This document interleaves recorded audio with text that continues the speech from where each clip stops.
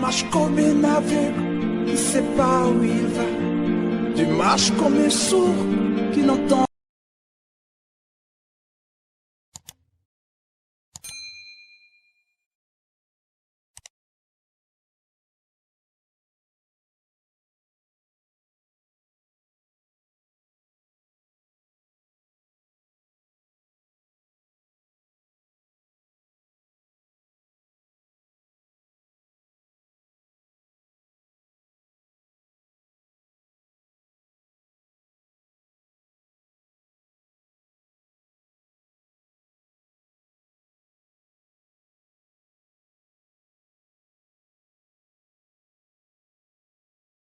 Bien-aimés dans le Seigneur, bonjour et bonsoir selon les différentes heures que vous êtes en train de me suivre. Je vous salue une fois de plus au nom de notre Seigneur Jésus-Christ pour cette nouvelle opportunité qui nous accorde encore, vous et moi, de nous retrouver dans cette émission encore afin de parler du démon du mois de juillet. Bien-aimés dans le Seigneur, nous sommes aujourd'hui le 15 juin 2022. Et comme je l'avais dit, nous allons anticiper de parler des démons mensuels avant la fin du mois. Une manière pour nous d'être en avance, de savoir comment préparer notre mois. Alors, avant de commencer notre étude et de prier, je voudrais d'abord répondre à 4 préoccupations des bien-aimés qui m'ont écrit sur WhatsApp. La première préoccupation était que certains bien-aimés ont désiré que nous fassions des émissions visuelles, c'est-à-dire filmées, au lieu que ça soit seulement sous forme d'audio comme tel, mais que nous fassions des émissions en images. Alors, je crois que dans les émissions passées, j'ai eu à dire cela. Et le bien-aimé a même dit qu'il y a plutôt un bien-aimé qui dit que pourquoi je me cache. Alors, comme j'ai toujours l'habitude de le dire en réponse à cette question, j'ai dit toujours, je ne me cache pas, bien-aimé dans le Seigneur. Cela, c'est depuis 2010 que je suis dans les médias pour parler des choses dont je suis en train de vous parler. J'organise des conférences publiques. Je participe à des débats publics. Je suis invité à d'autres émissions radio. Je passe en direct. Je dis les mêmes choses. Donc, je ne me cache pas. Si la plupart des émissions sont en audio, c'est simplement parce que actuellement, j'ai besoin du matériel qu'il faut, des caméras qu'il faut. La caméra que j'utilisais avant avait été, pas volée. Je l'empruntais chez mon petit frère. C'était la caméra que mon petit frère m'avait donnée pour me permettre de réaliser les émissions vidéo. Il s'avère qu'il y a eu quelqu'un qui lui avait emprunté également et jusqu'à aujourd'hui, la personne ne veut plus remettre. C'est pourquoi j'avais lancé un appel, bien-aimé. Si Dieu te touche ou si tu te sens concerné, mes coordonnées WhatsApp sont là. Contacte-moi. Tu peux nous envoyer la caméra qu'il faut. Tu peux acheter toi-même la caméra et nous l'envoyer. Ça fera du bien. Il n'y a pas de souci. Je ne me cache pas. Si vous pensez aussi que vous pourrez envoyer de l'argent pour que nous l'achetions, il n'y a pas de problème. Donc, je suis là. Nous attendons vos soutiens et autres. Alors, la deuxième préoccupation, c'était mon absence souvent répétée en ligne. Là aussi, je vous avais expliqué, bien aimé dans le Seigneur, que lorsque j'organise des émissions comme cela, je n'utilise pas une connexion d'abonnement. Pour ne pas dire, je n'ai pas un abonnement internet chez moi. Mais ce sont de la connexion que j'achète par crédit que j'utilise. Voilà pourquoi vous constatez que souvent, lorsque vous tentez de m'appeler, il arrive que je fasse 2, 3 jours, 4 jours, voire même une semaine, je ne suis pas connecté. Parce que si je n'ai pas d'argent pour me connecter, je ne peux pas faire un miracle comme tel. Je me contente de ce que j'ai, en attendant que j'ai encore un moyen pour me connecter. Ainsi, il y a un homme de Dieu qui s'était engagé à financer ces connexions-là. Et il le fait. Il le fait. Je le bénis là où il est en Allemagne, il le fait. C'est par ce soutien de la connexion que cet homme de Dieu donne qui me permet à moi et à vous qui nous suivez de recevoir tout ce que nous publions sur YouTube. Donc, si vous également, vous voulez me soutenir côté connexion, il n'y a pas de problème.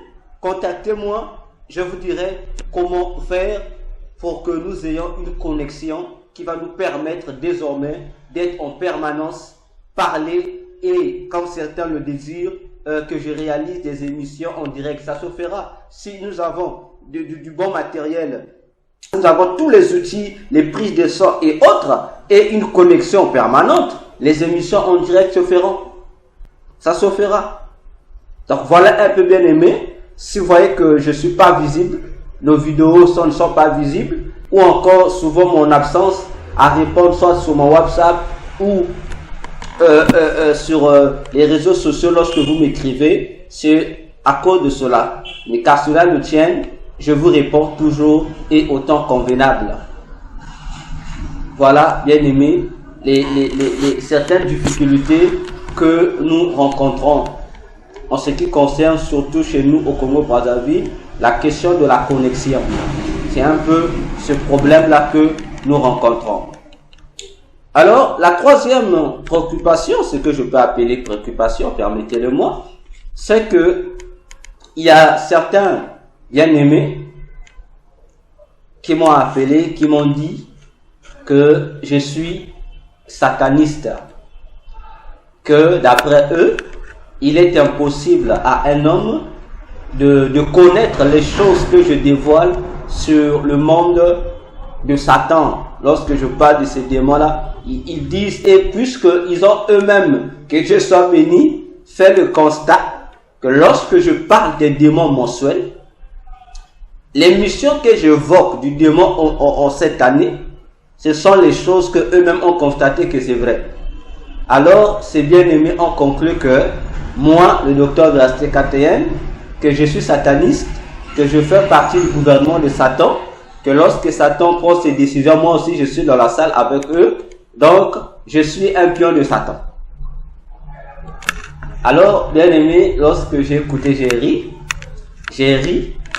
j'ai dit à Dieu de me pardonner ses bien-aimés, parce que lorsque je vous explique toujours de quelle manière je trouve la révélation sur le démon, sur l'émission plutôt du démon du mois, je prends mon soin de vous expliquer comment ça se passe. Je ne cache pas, je ne le dis pas pour plaire aux gens, je vous dis comment je les obtiens. Je vous démontre comment ça se passe et je suis précis dans ce que j'explique. Donc je n'ai pas besoin d'être sataniste pour connaître cela. J'en ai pas besoin. C'est le Seigneur qui me le révèle pendant que je suis chez moi à la maison, ou pendant que je suis ailleurs, ou pendant que je médite ma Bible, ou pendant que je suis en prière. C'est là que le Seigneur me le révèle. Parce que, je vous rappelle encore, l'idée de parler des démons mensuels ne venait pas de moi. Ça venait du Seigneur qui me l'a recommandé en novembre 2021.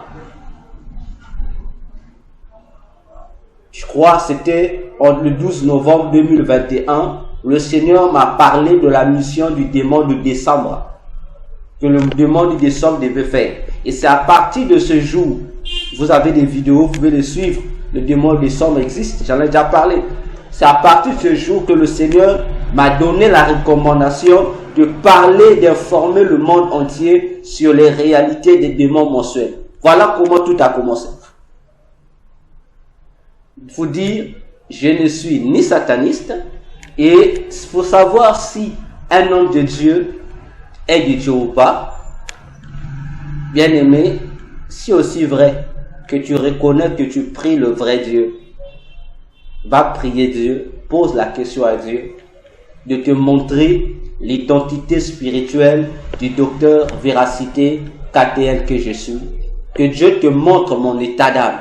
Jeune s'il le faut, il te montrera plutôt pour que tu aies l'assurance que ce que je dis n'est pas une invention, parce que je n'ai pas besoin de buzz.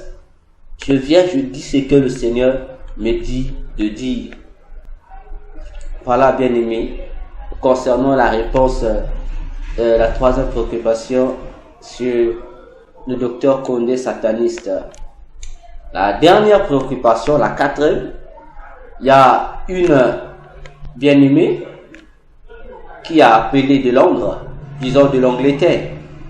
Elle m'a sollicité si je pouvais également non seulement parler des démons mensuels, que je parle aussi des démons des jours.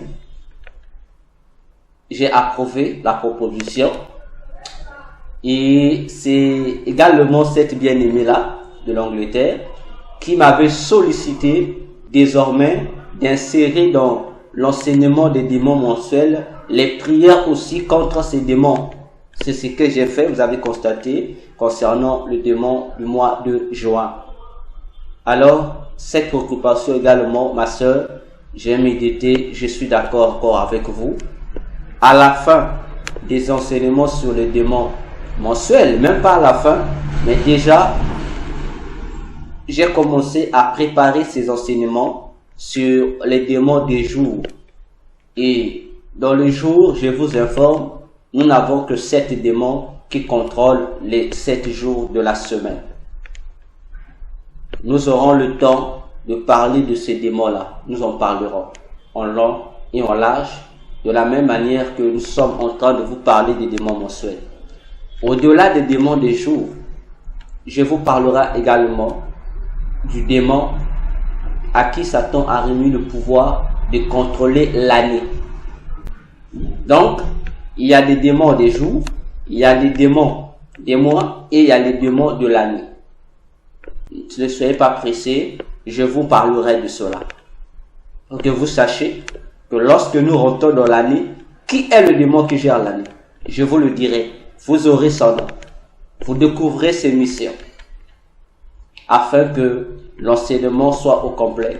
Et il y a également un homme de Dieu en Allemagne qui m'a demandé s'il y avait la possibilité de faire un livre sur les démons mensuels. J'ai également approuvé d'ici la fin de l'année, bon, disons en décembre, je vous présenterai le livre sur les démons mensuels et en fait sur les démons du temps. Pour que ça soit au complet, je parlerai de démons qui contrôlent le temps, les démons qui contrôlent l'année, les démons qui contrôlent le mois et les démons qui contrôlent les jours. Comme ça, l'enseignement sur ces démons du temps sera complet. Et ça vous aidera désormais à savoir comment prier, comment faire pour prendre en charge votre année. Voilà, bien aimé, les différentes préoccupations que j'avais à partager avec vous et à répondre pour que la joie des saints soit parfaite dans le Seigneur Jésus-Christ. Que Dieu vous bénisse disposons-nous, nous allons prier, recommander la suite de l'émission entre les mains du Seigneur. Seigneur Jésus, je t'aime et je bénis ta fidélité pour ce jour du 15 juin 2022 que tu donnes pour que nous réalisons encore notre émission, Seigneur, comme de coutume. Tu as dit, Jésus, que sans toi, nous ne pouvons pas porter de fruits. Mais, Seigneur, nous reconnaissons cela parce qu'il n'y a qu'en toi seul que contient, Seigneur, la vertu qui produit en nous des fruits, qui est ton esprit. Maintenant, Dieu, prends possession de cette émission, prends le contrôle de ces lieux et de tous ceux qui vont nous suivre maintenant, que nous soyons animés par le même esprit. Conduis-nous dans ta vérité, inspire-nous davantage, donne-nous l'esprit de la connaissance, l'esprit de la révélation, afin que ta gloire soit rendue. Je détruis tout esprit d'incrédulité, je détruis tout esprit, Seigneur, de lourdeur, de sommeil, de fatigue, qui pourra envahir ceux qui vont nous suivre aujourd'hui, demain et jusque dans le temps à venir, Papa.